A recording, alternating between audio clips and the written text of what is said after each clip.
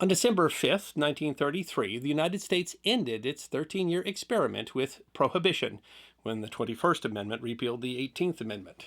It didn't really resolve the issue. Americans were still clearly of divided mind regarding the devil's drink, but as the alcohol industry tried to recover, 82 years ago, on November 1st, 1942, a second prohibition came into effect, this one coming from the War Production Board. It seems that alcohol was in great demand for the production of munitions for the war, and therefore all of America's distilleries would no longer be allowed to produce liquor. Their entire production would be shifted to war alcohol. It is just one of many ways that the Second World War affected America's booze. The U.S. had reason to worry about its tipple and brew as war loomed on the horizon. War production and military demands affected nearly everything that was manufactured. In January of 1941, the United Kingdom began rationing beer, with brewers eventually sending only one-third the regular supply to pubs throughout the country. The United Press reported that a brewery official said that bomb damage to breweries, as well as transportation difficulties, was causing the shortage. Many pubs would not be able to stay open all week as a result. And it wasn't just London. The Associated Press reported in May that a food shortage had necessitated the tightening of beer rationing in Finland to just 24 glasses a person each month. And perhaps most shocking, correspondents reported in June that beer was being rationed in Berlin. But in the United States, there was a different discussion. The perennial enemy of inebriation, the Women's Christian Temperance Union, issued a terrible warning. Famed temperance activist Mrs. Ida B. Wise Smith told newspapers, in a natural desire to give everything to our doughboys, cigarettes were practically forced between their lips in 1917 and 1918. In the same way that the Great War turned soldiers into smokers, alcohol sales in camp canteens might turn them into drunkards. From 1901 to April 1923, beer wasn't allowed in military camps, she said. Today, its relationship to the hundreds of thousands of new soldier boys is obviously comparable to cigarettes in 1917. We are training our boys to be fighters for liberty, she proclaimed, not to become slaves of a narcotic beverage. She wasn't alone. The editors of the Akron Beacon Journal pushed for legislation to prevent sales of beer at camp posts, arguing beer drinking usually becomes habit-forming and is the first step to distilled liquors. Texas Governor Pappy O'Daniel went a step further, proposing that the state ban the sale of beer within 10 miles of any military activity center, something that some feared would affect prohibition in almost every large and many small cities in the state. And the threat of war only added to the concern. Lisa Jacobson of California State University at Santa Barbara noted in a 2009 edition of the journal Food, Culture, and Society, prohibitionists were once again clamoring for wartime bans on alcohol production and distribution. Indeed, public opinion polls at the beginning of the war indicated that 40% of Americans favored some sort of emergency wartime prohibition. But the industry was fighting back. Jacobson writes, as Americans mobilized for war in the winter of 1941-42, American brewers launched a massive public relations and advertising campaign. And there were reasons to find patriotism in your Pilsner. Alcohol was a significant source of revenue, and governments do not like to give up revenue in war, and attitudes in the U.S. had changed after the repeal of Prohibition. But the industry had other appeals as well. Beer was not just good for morale, but healthy, Jacobson explains. Tapping the new science of nutrition, brewers convinced military and government officials that brewer's yeast, a byproduct of brewing, provided a rich source of vitamin B complex that could enrich soldiers' rations and boost the productivity of factory workers. Their campaign, she argues, subtly distracted beer from its roots in ethnic working-class drinking traditions, even while aligning beer with American virtues of tolerance and cultural pluralism. It embraced the softer appeals of masculine domesticity by shifting the class and milieu of drinking to the middle-class suburban home, yet also preserved beer's association with the virility of soldiers and industrial workers. Finally, it made the pursuit of private pleasures compatible with wartime sacrifice and victory over fascism and want. In all these ways, brewers positioned beer to survive the vicissitudes of war and flourish in the imagined post-war order of consumer plenty and suburban domesticity. War had offered opportunity for beer, making the Second World War a transformative moment for alcoholic beverage industries. Instead of following the advice of the WTCU, beer was labeled an essential wartime industry. To supply troops, brewers were required to allocate 15% of their production to the military. The military magazine Task and Purpose notes that the government also supplied defense workers with beer in the belief that it would help their productivity. To accomplish this, beer was actually given special status, Task and Purpose continues. To keep the beer flowing, the government gave brewers privileged access to ration goods such as rubber, gasoline, and tin cans, and granted them status as an essential wartime industry. The National World War II Museum writes, brewers were delighted to oblige and used the opportunity to promote themselves as patriots. Beer brewers launched public campaigns informing the American public of their contribution to the war effort. Brewers proudly paid taxes on their product to support the war, and they used that message to promote themselves and their industry as wholly American. This allowed the industry to accomplish exactly what Ida B. Wells Smith had feared, the National World War II Museum explains. As detailed in a 1941 issue of Brewers Digest, the military presented a chance to cultivate a taste for beer in millions of young men who will eventually constitute the largest beer-consuming section of our population. In response, soldiers and Marines were largely happy to oblige and accept their beer rations. This created a massive new consumer market for a product that was now patriotically tied to American life. As the World War II Museum explains, World War II saved American beer brewing. Beer was seen as an essential part of morale, the museum writes, realizing the importance of good morale and relying on the discretion of captains and base commanders. Beer and other alcoholic beverages were allowed at base canteens and at recreation facilities, albeit in a very controlled manner, with the rule of thumb being 2 beers per sailor. For sailors in the Pacific Theater, service entailed not seeing a friendly port for months at a time. To provide some relief for these war-weary men, recreation facilities were established at forward operating bases. These facilities had beaches for swimming, baseball diamonds, movies, ice cream, and beer. When a ship arrived at an anchorage that had a recreation facility, liberty parties were organized, beer tokens, 2 per man, were passed out, and the relaxation began. But the 2-beer limit was not always appreciated, and the museum tells the story of torpedo man mate second class John T. Alcott of the destroyer USS Maui. As the destroyer visited the Pacific base at Espiritu Santo in March 1943, the museum writes, Alcott had not even left the ship for almost 2 months. Needless to say, when USS Maui dropped anchor at Espiritu Santo on March 11, 1943, Alcott was ready for more than 2 beers. How could the Navy treat men like this? After losing friends, seeing ships sunk, balancing on the razor-thin wire of combat stress, boredom, and duty. The emotions overwhelmed Alcott to the point of grabbing one of the Navy-issued recreational baseball bats and destroying the compressor, the cold heart of the stingy beer cooler. And while this single defiant act didn't start a revolution, it did end with the torpedo man being put on report. But the war also changed American beer.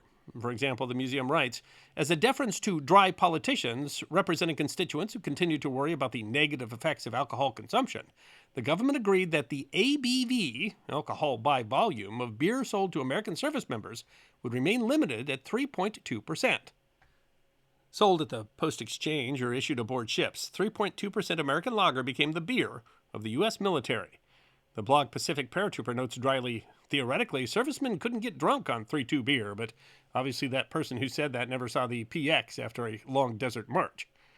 One result was to change the American taste in beer. The website of Brew, the Museum of Beer, notes that when the war ended and the troops returned, bland beer took hold. Maybe soldiers simply grew accustomed to the mild beers they downed while leading the Allied powers to victory, or possibly they grew a fondness for the Budweisers, Millers, and other mass-produced brands that helped get them through the big one. In her 2007 book Ambitious Brew, Maureen Ogle describes the new palate. Now a new generation asked for and received an even less demanding version of American lager. A sexy, vibrant beer that went down as easily as instant mashed potatoes or pudding and never asked much of its recipient.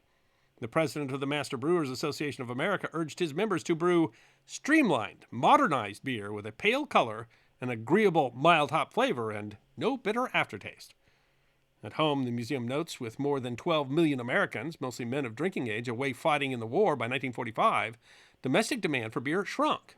With the war-related conservation effort underway, the ingredients were in short supply anyway, and the rations were one factor that led to the production of lighter, less flavorful lagers. Pacific Paratrooper writes, the government did not supply much ale, as the alcohol content is usually higher in ale than in beer.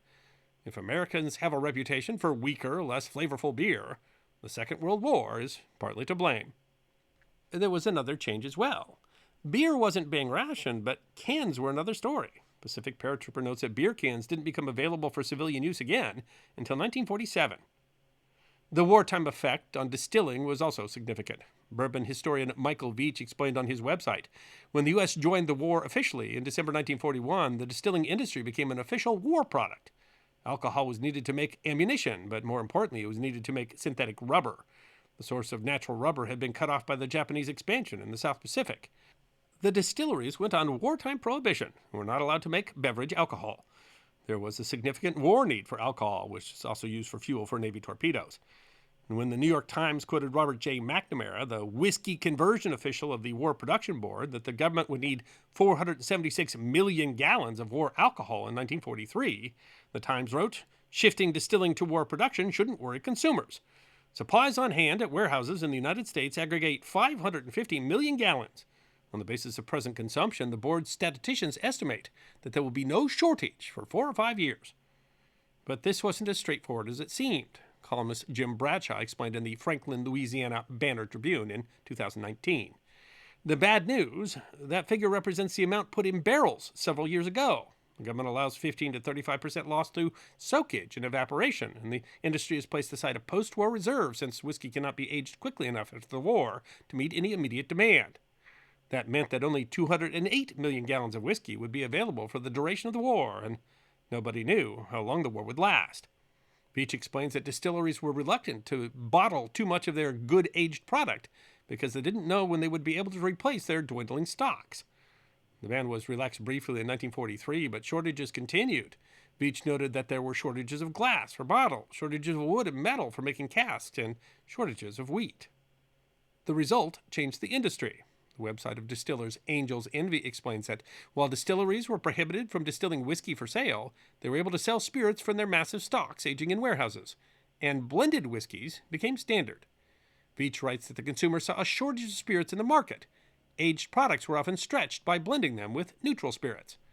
As Americans dealt with dwindling supplies and developed a taste for blended whiskey, the industry did its part not just through the production of war alcohol, but helping fund the war effort. Angel's Envy writes, "Whiskey remained tremendously popular within America, so much so that in 1941, the U.S. government increased the proof gallon tax by 200%. By the war's end, the increase led to more than $6 billion in revenue." The shortage of spirits, however, affected another alcohol industry, wine. The war impacted the wine industry in many ways. At first, prices rose as the government bought up grape surpluses to make raisins. James Lapsley explained in his 1997 book, Bottled Poetry. Compact, high-energy, and relatively non-perishable, raisins were an ideal food for inclusion in K-rations. At first, this reduced the amount of wine produced, but Lapsley notes, at the same time, there was an increased consumer demand for wine, since it was the only readily available form of alcohol. Only wine, a beverage produced from a fruit not vital to the war effort, was freely obtainable to a home front, whose purchasing power had almost doubled as a result of the war economy. While this should have caused prices to rise, those were limited by price controls. This, though, cut into margins, especially for bulk production, as the Office of Price Administration allowed higher prices for bottled wine. Bulk wine took another hit in 1943, when the railway cars used to transport bulk wine were requisitioned by the government to transport essential wartime liquids. The result was that the California market shifted from primarily producing bulk wine, which was shipped by rail to be bottled elsewhere, to bottling in California. Some of those moving into the market were distillers looking to make up for lost spirits sales. And while this raised concerns, it also brought investment in the California wine industry. Wineries mechanized and vineyards shifted from raisin to wine varieties. By 1945, Lapsley writes, the California winemakers had irreversibly changed from a group of mainly bulk producers of a commodity in oversupply to producers and marketers of branded commodities in short supply. Eventually, the war-induced prosperity ended and the industry faced a crash in 1947, but it was forever changed. Lapsley explains, in 4 short years, the California industry had changed from production of a bulk commodity to predominantly brand-oriented business. If you enjoy Napa Valley brands, they were the result of war. And of course, alcohol has all its ill effects. Drunkenness by American troops was cited for all sorts of misconduct, from riots in Australia and New Zealand to sexual assaults in occupied France. When Navy sailors tried to use the high-octane alcohol that was used to fuel torpedoes as a drink mixed with pineapple juice to create something called torpedo juice, sometimes it caused blindness. In one of its more surprising contributions, expertise in the distilling industry helped to facilitate the mass production of penicillin.